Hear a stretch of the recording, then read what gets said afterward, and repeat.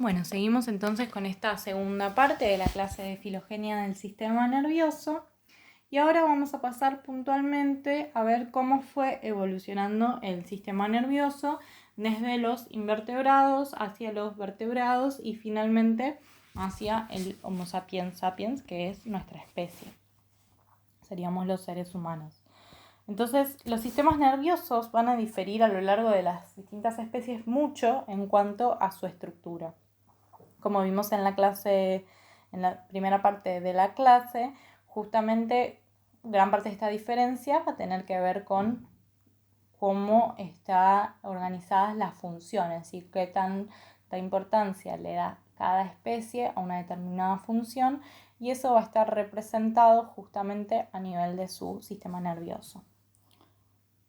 Acá lo que tenemos es una representación gráfica de distintos tipos de sistemas nerviosos, desde un sistema nervioso sumamente sencillo, simple, como el de la anémona de mar, que es de los más simples que hay, en el que hay una red nerviosa, ¿sí? No se ve ningún centro específico, sino que hay redes de nervios conectados, hasta la estrella de mar, que tiene un anillo neural en el centro y nervios que irradian hacia cada uno de los extremos de la estrella.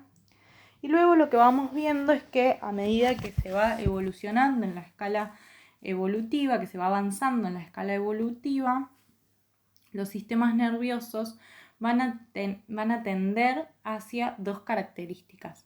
La centralización, por un lado, ¿sí? Que ya vemos en la estrella mucha más centralización que en la anémona de mar. ¿Qué quiere decir esto? Que ya hay unos nervios centrales, como este anillo neural, y estos nervios radiales también estarían centralizados, ¿sí? A diferencia de la red nerviosa distribuida que encontramos en la anémona de mar.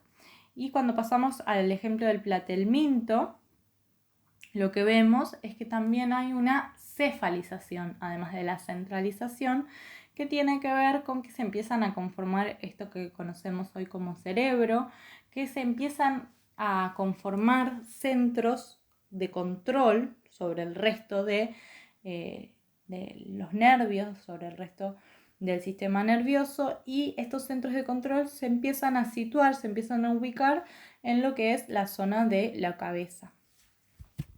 Entonces ya en el platelminto vemos un cerebro, un nervio troncal y nervios transversales que podrían ser equivalentes, por ejemplo, a nuestros nervios raquídeos, ¿sí?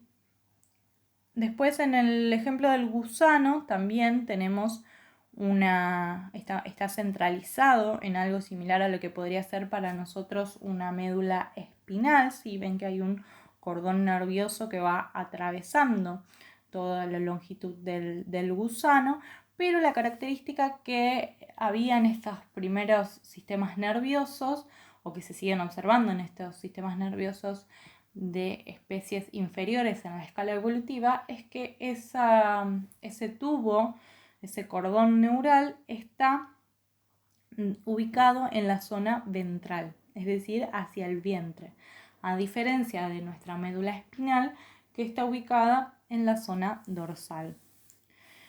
Luego, por ejemplo, en el calamar lo que tenemos es que ya está organizado en distintos tipos de ganglios, como por ejemplo el ganglio visual, o tenemos un nervio gustativo y nervios musculares en los que ya se ven funciones específicas, ¿sí? Estructuras asociadas a funciones específicas.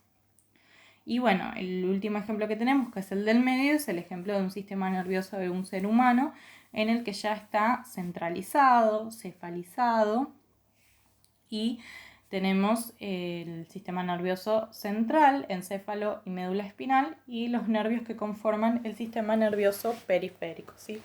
Entonces, cuando nos referimos a la evolución de un sistema nervioso, vamos a ir observando que va progresando hacia una mayor centralización, es decir, que ya no va a estar distribuido de manera desordenada o sin ningún tipo de organización como ocurre en la anémona de mar, sino que va a haber lugares que van a empezar a tomar el control, ¿sí? Como se va a establecer cierta jerarquía en el sistema nervioso, va a haber lugares que van a tomar el control sobre otros. Por ejemplo, en el platelminto ya el cerebro va a tomar el control sobre los nervios troncales y los nervios transversales. En el caso del calamar, tenemos ganglios visuales, nervios musculares y todos ellos van a estar controlados por el cerebro. Hay como áreas que son jerárquicamente más importantes y a esto se refiere también la centralización. Y la otra característica que vamos a ir viendo a lo largo de la evolución de los sistemas nerviosos es que esta centralización se da hacia lo que va a ser el encéfalo, hacia el lado de lo que sería la cabeza, ¿sí? Se ubica en ese lugar el centro de mayor control. Bueno, acá tenemos ejemplos de distintas especies, ¿sí? Desde anfibios, reptiles, pájaros, mamíferos, peces, tiburones. Y ahora lo que vamos a ver es cómo es el sistema nervioso de los invertebrados, que es un punto muy importante para las neurociencias, porque los modelos de invertebrados, los modelos que se utilizan para determinados experimentos, permiten aportar muchísimo conocimiento hoy, tanto sobre aprendizaje y memoria como sobre algunas patologías. Por ejemplo, hay modelos de depresión o de determinadas patologías en moscas, y por ejemplo lo que son las moscas, que lo pueden encontrar como Drosophila, o también hay traducciones en las que dice la mosca de la fruta. Y en moscas lo que se hacen son muchos estudios genéticos, porque en moscas se lograron generar muchas mutaciones genéticas.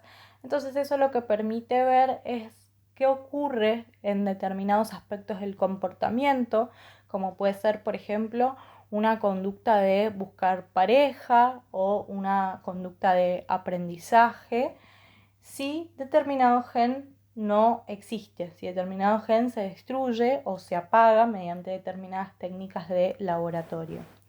Por eso hoy en día se utilizan los modelos de Drosophila. Hay mucha información, mucho conocimiento sobre los modelos de mosca, de Drosophila. Y una de las características principales que tienen los invertebrados y que son muy buenas para las neurociencias es que las neuronas de los invertebrados suelen ser neuronas muy grandes, ¿sí? Que son neuronas identificables, porque son grandes y porque se les puede poner un nombre específico y ver en un circuito de unas pocas neuronas, que se complejizaría mucho más para ver en un ser humano, por ejemplo. En unas pocas neuronas se puede ver un proceso complejo, cómo funciona un proceso complejo. Entonces, como dice en la diapositiva, los neurocientíficos centran su atención en ciertos invertebrados debido a que su sistema nervioso tiene una relativa simplicidad y sin embargo tienen una gran diversidad de adaptación conductual. ¿Qué quiere decir esto? Que pueden generar aprendizajes complejos, que se pueden ver conductas complejas en los invertebrados. También, por ejemplo, en Apis mellifera, en abejas, que son muy buenas en el aprendizaje, en la memoria y también en los comportamientos sociales o en reconocimiento de objetos, ¿sí? Entonces, el perfil del sistema nervioso de un insecto adulto consiste en un cerebro que está en el extremo de la cabeza, ya hay cefalización, y lo que suelen tener los invertebrados son muchos ganglios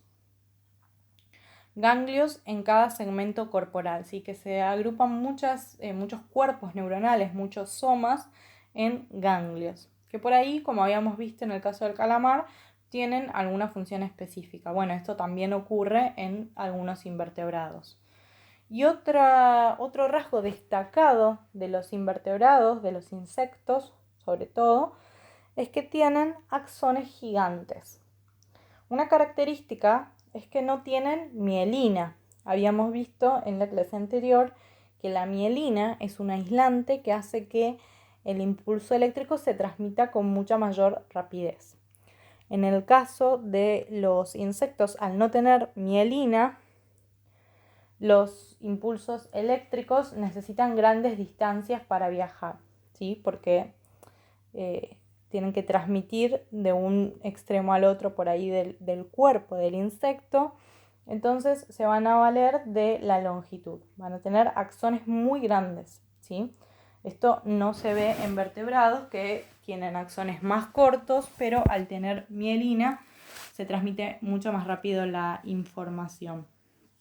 Y como habíamos dicho ya, tienen neuronas monopolares grandes, que están frecuentemente involucrados en circuitos de comportamientos instintivos, como puede ser un comportamiento de huida rápida. Uno de los invertebrados más famosos en el campo de las neurociencias y puntualmente en el campo de la memoria y el aprendizaje es el caracol de mar Aplysia, gracias al cual Eric Kandel ganó el premio Nobel por sus descubrimientos en este caracol de mar acerca de las bases neurobiológicas del aprendizaje. El caracol de mar Aplysia tiene un sistema nervioso relativamente sencillo, como dijimos, con neuronas identificables. Y por eso, se convirtió en una especie habitual en investigaciones, puntualmente porque lo que Kandel pudo hacer fue identificar 2 o hasta 3 neuronas que están involucradas en un comportamiento de Aplysia, que es un reflejo en el cual cuando al animal el animal recibe un estímulo táctil en el sifón, que es una parte de su anatomía, lo que hace es replegar un manto que tiene, que es otra parte. Es una especie de reflejo, ¿sí? Es una conducta refleja, de hecho. Pero si en reiteradas ocasiones se estimula el sifón y no ocurre un daño, no tiene una amenaza, el caracol de mar va a habituarse a ese estímulo, va a aprender que ese estímulo no es dañino, que no es un peligro, que no se trata de un predador, y lo que va a hacer es dejar de tener esa conducta de replegar el manto. Entonces, lo que Kandel pudo hacer es identificar neuronas que estaban involucradas en este mecanismo, una neurona sensorial, que es la que recibe el estímulo táctil, y una neurona motora, que es la que genera justamente la contracción del manto. Es la que genera la conducta motora. Es decir, que un mecanismo que es bastante complejo, por el cual el animal tiene un aprendizaje en el largo término, se podía simplificar en 2 o hasta 3 neuronas, porque había otro recorrido en el cual estaba interviniendo una interneurona, que tiene que ver con la conducta de sensibilización, que es lo contrario, es si al animal se le daba un estímulo que justamente le generaba dolor y eso hacía que la conducta motora se vea exacerbada. Y a partir de este estudio de estas neuronas identificables, lo que pudieron hacer es conocer muchísimo sobre cuáles eran los neurotransmisores involucrados, como por ejemplo la serotonina, y cómo se generaban estas nuevas conexiones, cómo cambiaban estas conexiones, qué es lo que tiene que pasar adentro de la célula, qué mensaje es el que tiene que llegar al núcleo y qué receptores están involucrados para que una conexión neuronal entre una neurona sensorial y una neurona motora se fortalezca, como es en el caso de la sensibilización, o se debilite, como es en el caso de la habituación. Entonces, gracias a esta característica de Aplysia de tener neuronas monopolares e identificables, es que se pudieron descubrir todos estos avances en el aprendizaje y la memoria.